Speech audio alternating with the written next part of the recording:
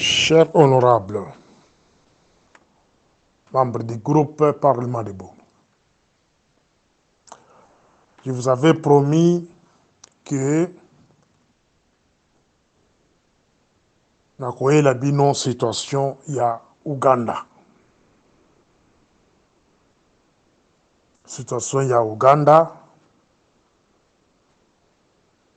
oyo lelo bomoni ba suspension, ba arrestation ebandi kosalema na milieu officiel.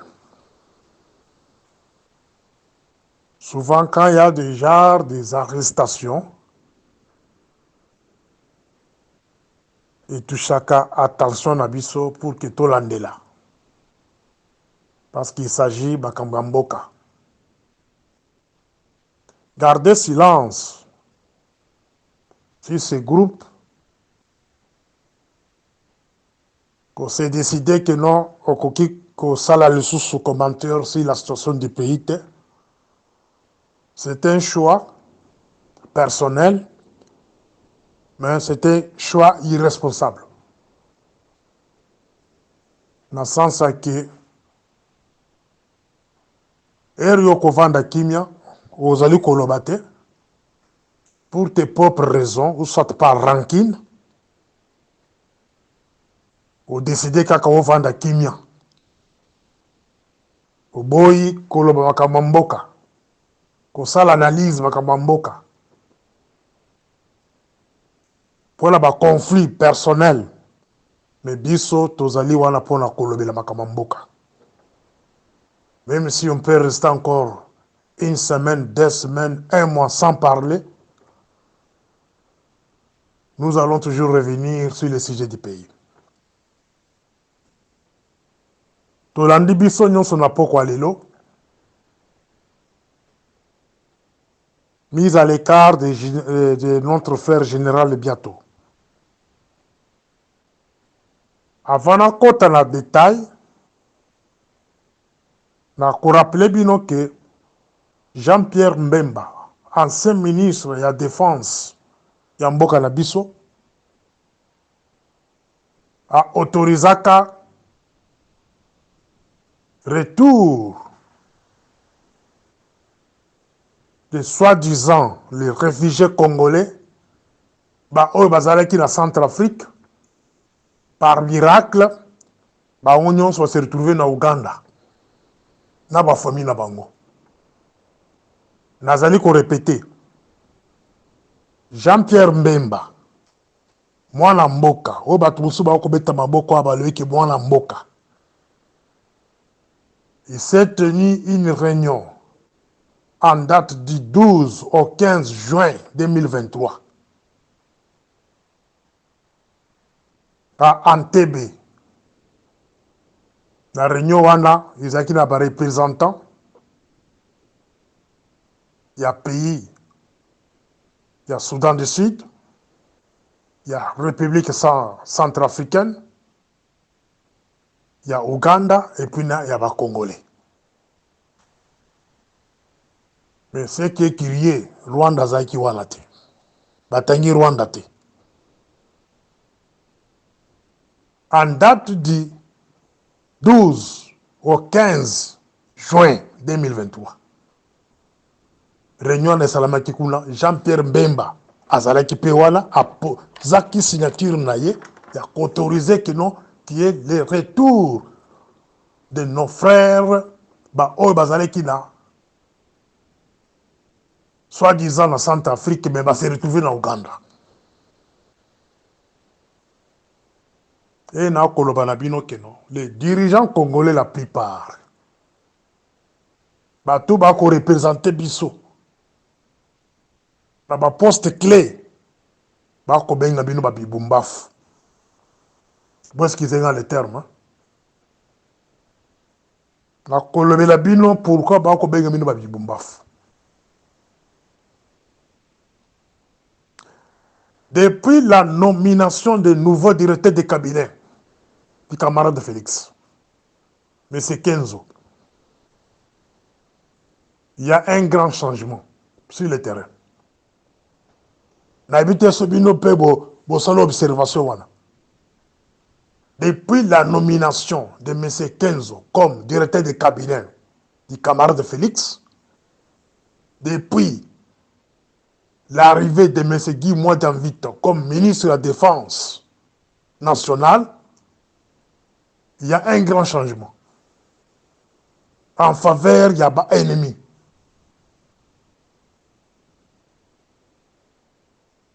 Depuis l'arrivée de cet homme, depuis l'arrivée de Kamere, l'enfant de l'Est du pays, depuis l'arrivée de Jacques Chabane, l'enfant de l'Est du pays, depuis la nomination de Mwamindeze comme ministre des Affaires coutumières, Baronnier Soto Est, un grand changement et salmina côté de l'ennemi. Perte et belé, il y a la localité et salami, avancement, il y a rebelle et salami. On se pose des questions comment. Les lobes commis au Bengala. Les lobes commis au Bengala. Les enfants du pays, il y a un dossier à défense, madame la Katia, ministère de la Défense.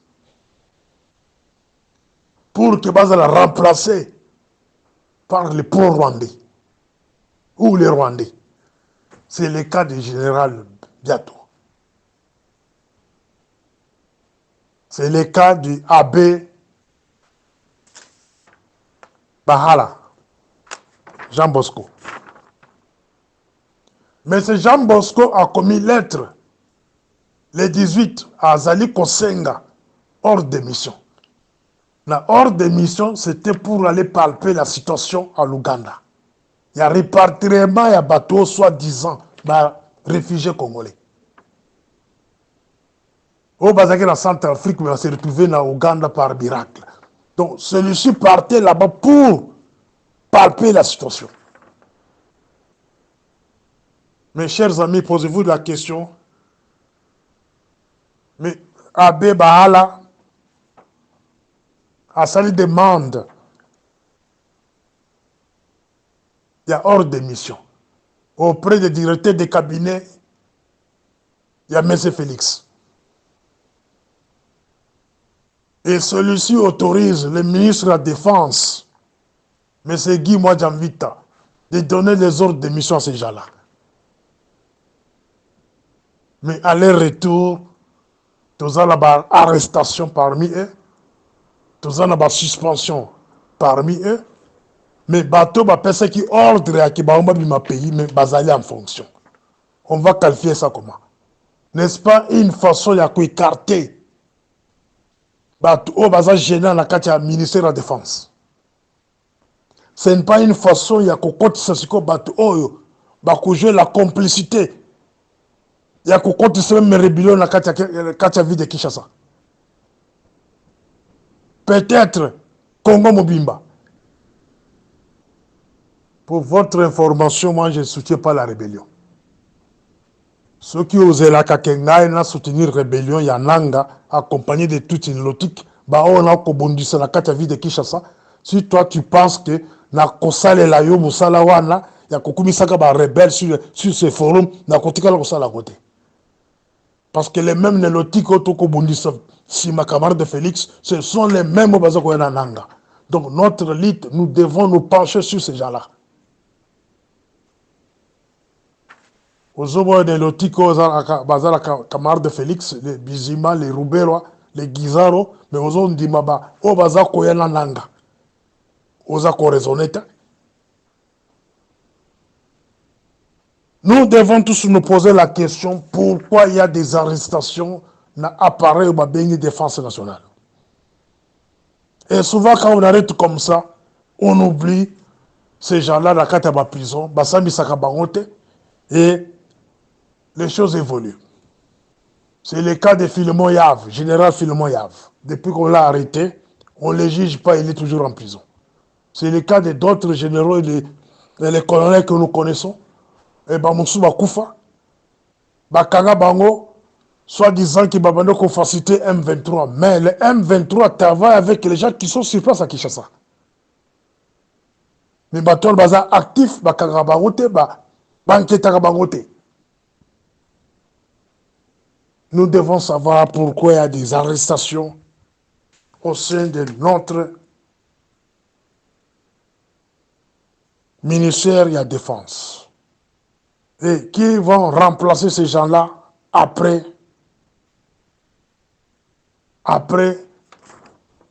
suspension à Otoyoki que Balongo la Katia à Paris à Défense ce soir. Mais c'est bientôt, c'est un élément moteur, il y a le ministère de la Défense. C'est quelqu'un qui a trop de secrets. Il y a le ministère de la Défense. L'écarter aujourd'hui, il y a quelque chose qui se cache derrière et nous devons suivre. Moi, personnellement, Morning Star, nous avons là pour nous connaître pourquoi Balongo lié. Et avant tout, comme un lobby, nous avons informé pourquoi Balongo lié. Vous allez collander là. Pourquoi? Mais c'est Abbé Bahala. Je ne sais pas s'il est aux arrêts. Et pourquoi lui aussi est Bazako inquiété. Nous sommes notre Koyeba. Alors, parlons les cas des réfugiés. Mes chers amis. La politique lénotique du Rwanda, de l'Ouganda, du RCA, et plutôt de Soudan du Sud, de la Tanzanie, de Kenya, Otobengi AFDEL, il y a 1996. Leur politique et leur stratégie et leur vision, c'est de chasser les Congolais sur leur sol.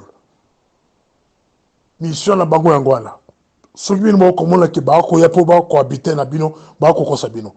Ces gens-là, bazali koya, avec l'aide des multinationales américaines, particulièrement des démocrates américains, accompagnés par les Français, les Britanniques et les Belges, les multinationales au bazali le pays au Natangi, Rwanda, na Ouganda, baza installés là-bas.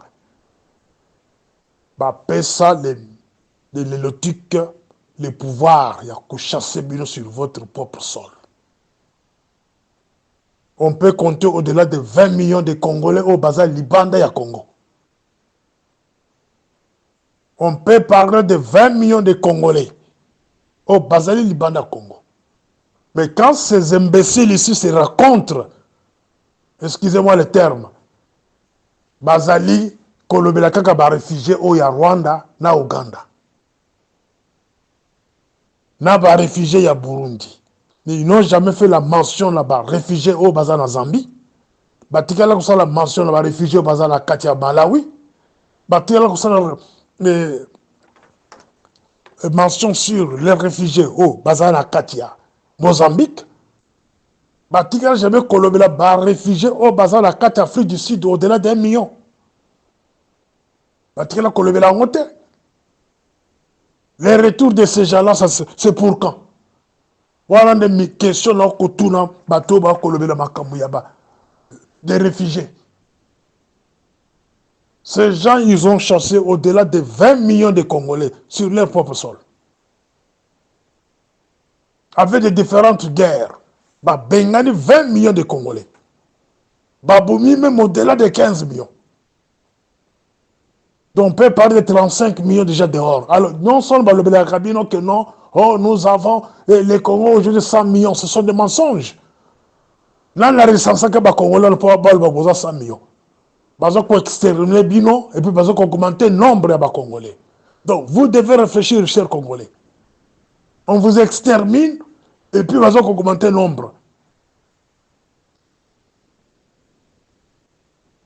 Ceux qui bolingi retour là-bas, soi-disant réfugiés, qui en Centrafrique, ils ont se trouver dans Ouganda par miracle.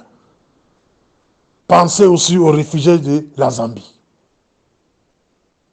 Pensez aussi aux réfugiés de l'Afrique du Sud.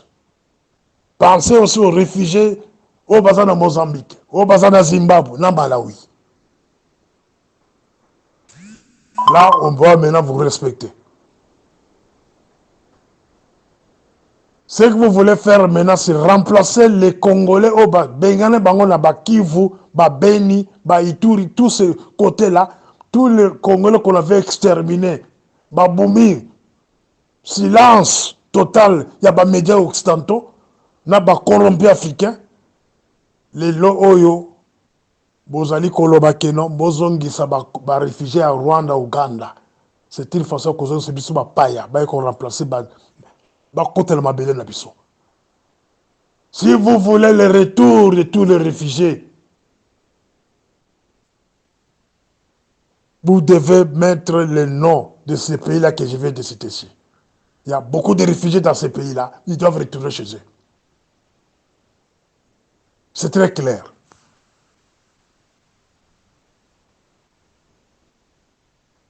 Pour constater, mise à l'écart, il y a Baramboka depuis l'arrivée de M. Kenzo à la présidence. Pour constater un changement, il y a politique congolaise sur le terrain depuis que Kamere est arrivé comme président de l'Assemblée nationale. Je ne sais pas si c'était un hasard qui va trouver dans ma poste clé tous les gens de l'Est du Congo. Tous du Nord Kivu au même moment. Je ne sais pas si c'est par un miracle ou soit par le Saint-Esprit. Vous connaissez le rôle que Kamere a joué dans ces pays-là. Kamere a participé dans toutes les réunions. Il y a la guerre, il y a Mokawana. Mais guerre, il y a Tamorite et Tiel Kosila. Quand CNDP a commencé la guerre avant M23, Kamere a participé à des réunions là. Quel est le rôle qu'il jouait là-bas? Point d'interrogation. Quand l'M23 a commencé la guerre, Kamere était toujours en tête. Denis Kaloume, Kamere, tous ces gens de Rouberwa, ils se rencontraient soi-disant les enfants de l'Est, les Guizaro. Aujourd'hui, tous se retrouvent dans des postes clés. Celui-ci contrôle l'Assemblée nationale. Ils vont mettre notre nélotique dans les cabinets de Félix pour contrôler tous les dossiers sensibles du pays. Sécurité, économie, administration, tout. Il est là. Ils vont prendre une marionnette. Guy Mwadjamvita, on met à la défense nationale. Mais ce n'est pas lui qui dirige. Et vous verrez les directeurs des cabinets qui va remplacer l'autre, si c'est bientôt là, ce sera un Rwandais. Ou soit un pro-Rwandais. Le ministère de l'Intérieur, un ministère clé. On a donné un inexpérimenté, Jacques Ben Chabani, qui n'a jamais travaillé nulle part dans sa vie.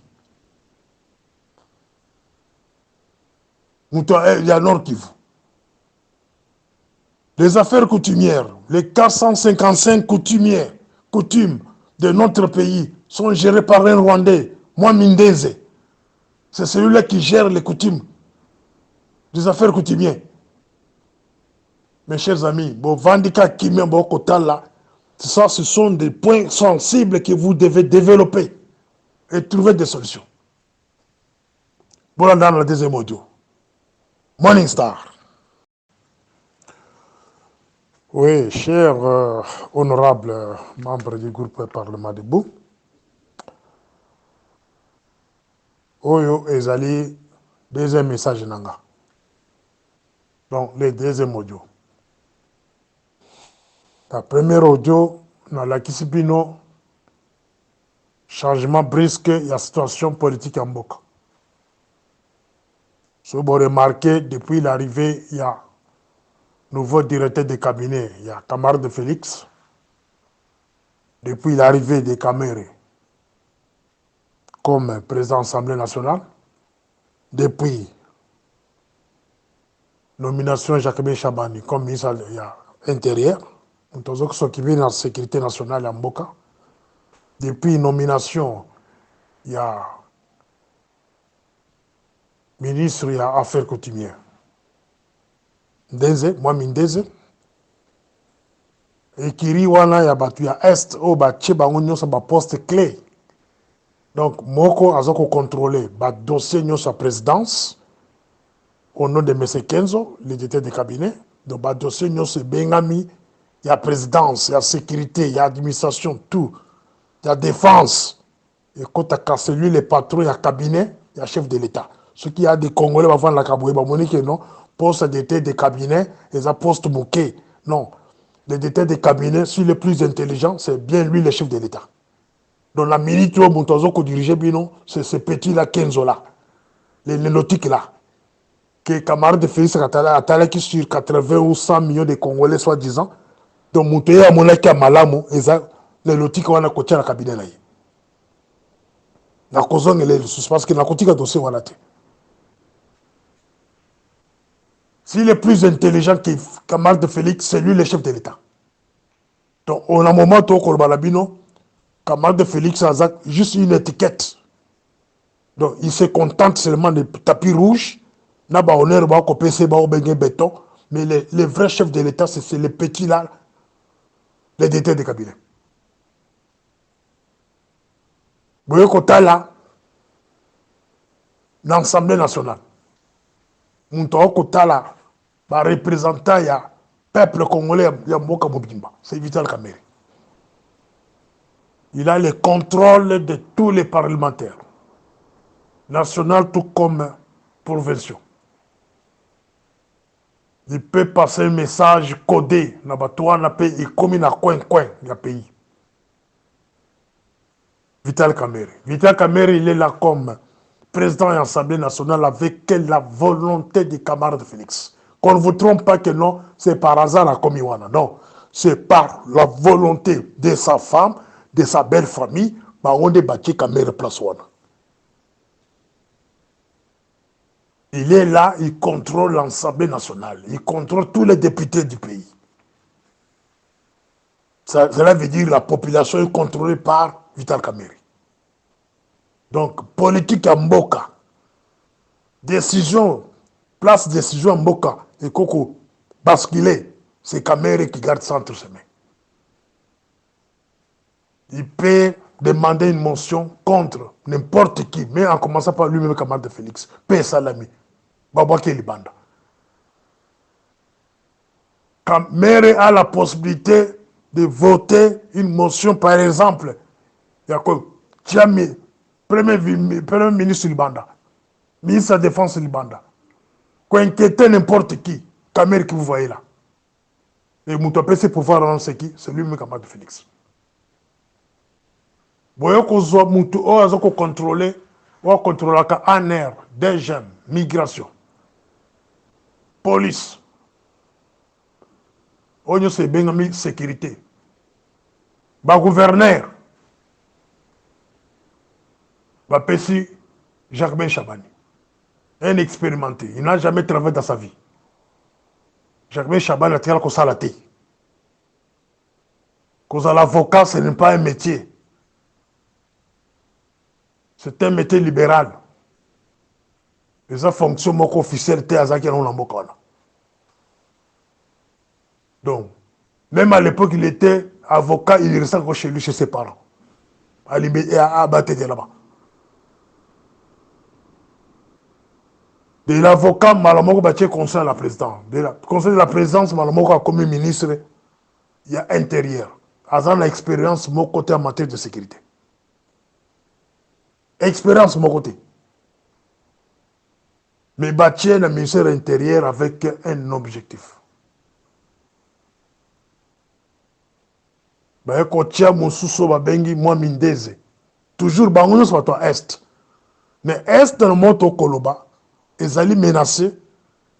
Les bâtiments menacés Est à Congo, et ça, Bango na Bango. Nanga, il est de l'Est. Kamerhe de l'Est. Jacques Chabani de l'Est. 15 soi-disant, Moutoua Est, Azapé Moutoua Est. Moi, Mindeze de l'Est.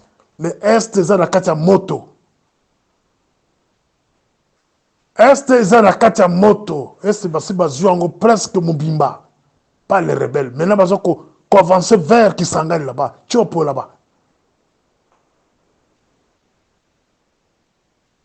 La mécanique qu'on paie ça, moi, l'explication pour la Fungolabino Mitou, Fungolabino Mitou, pour comprendre, c'est quelle politique au camarade de fils à Memeli sur le moment où, en nommant tous ces gens-là, n'a pas poste. Pour ça, attention, hein. Je ne dis pas qu'il allait nommer les Balouba dans la poste, non. Mais nomination, la coïncidence, la nommé sur le poste clé.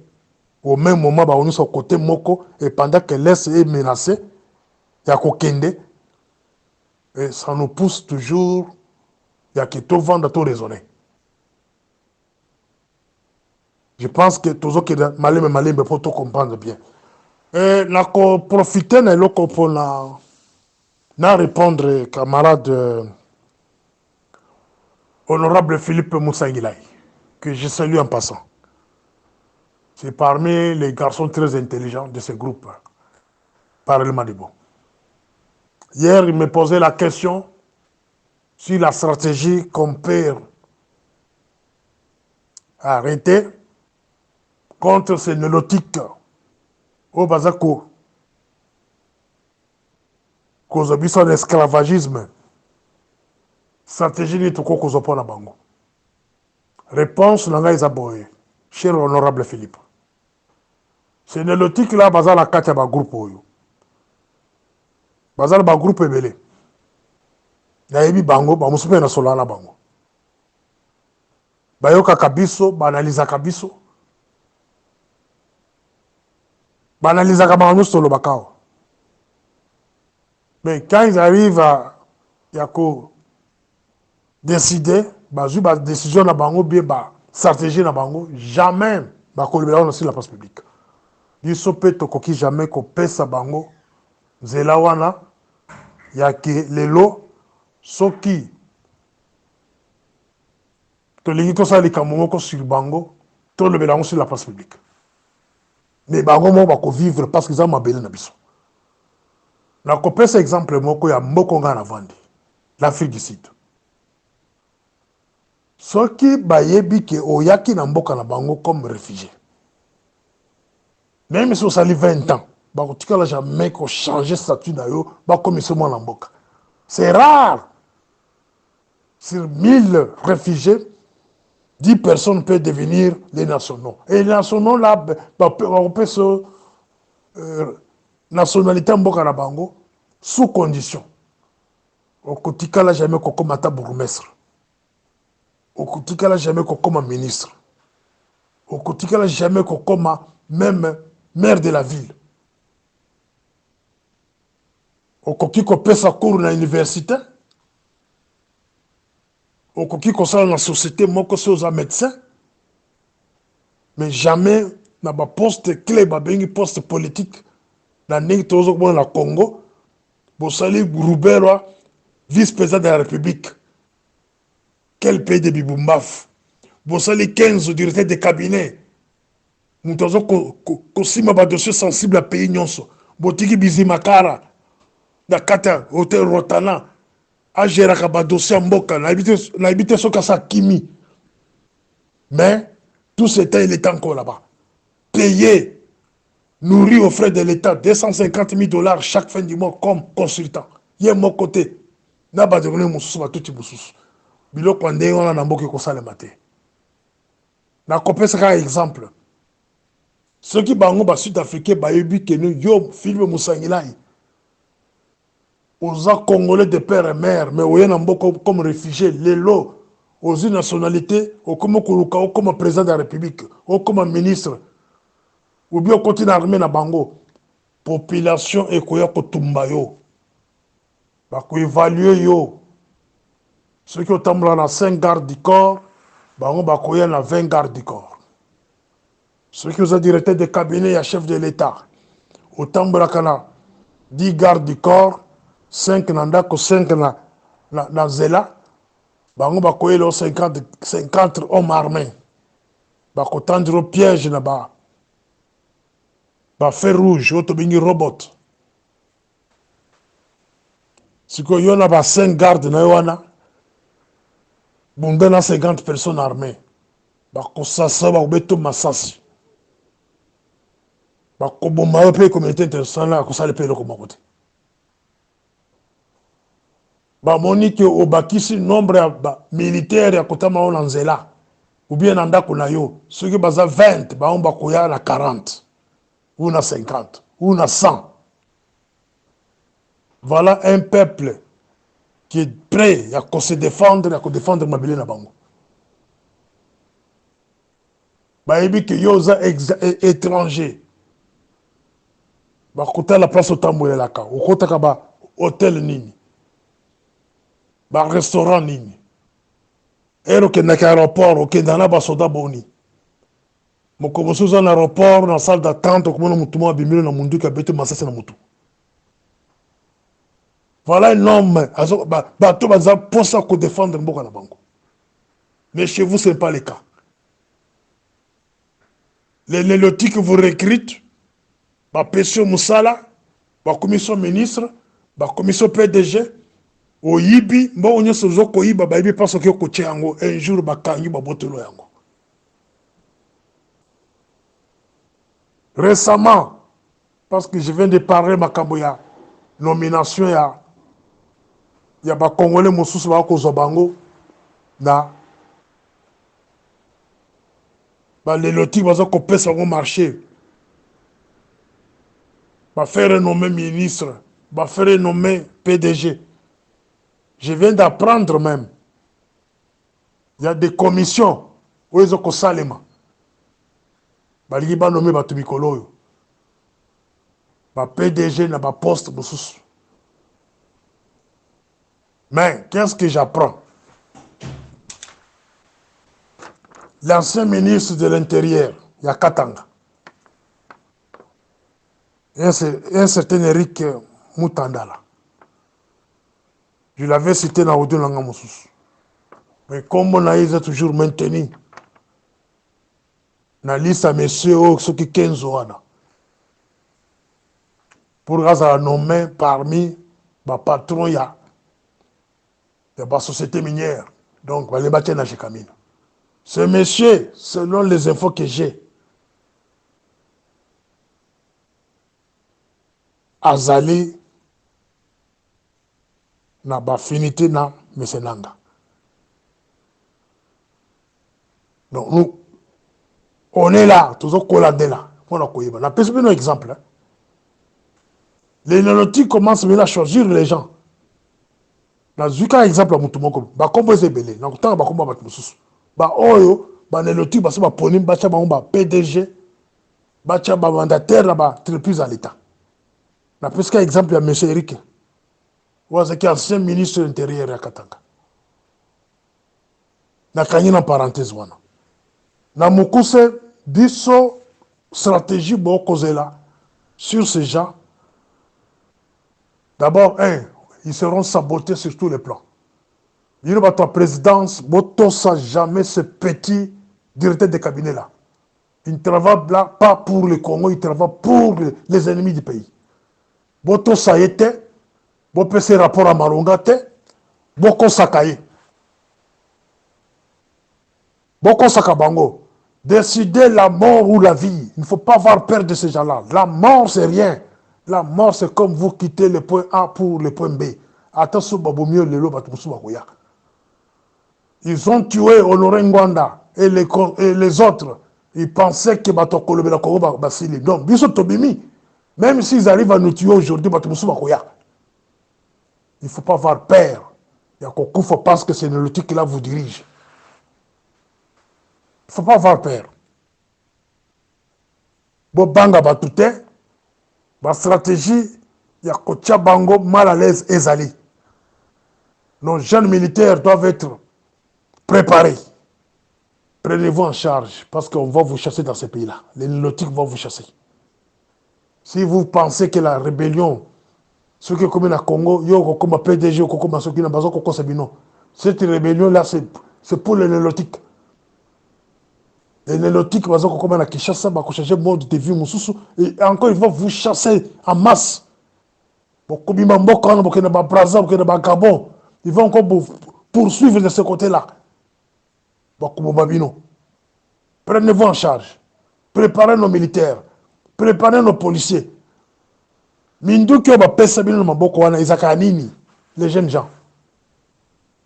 Vous devez identifier vos ennemis. Botika Kobomada, entre vous les Congolais. Identifiez vos ennemis. Bateau va envoyer à Kabino depuis 1996. Qui est l'eau? Deux ennemis Nabino. Bon, là, troisième module. Morning Star.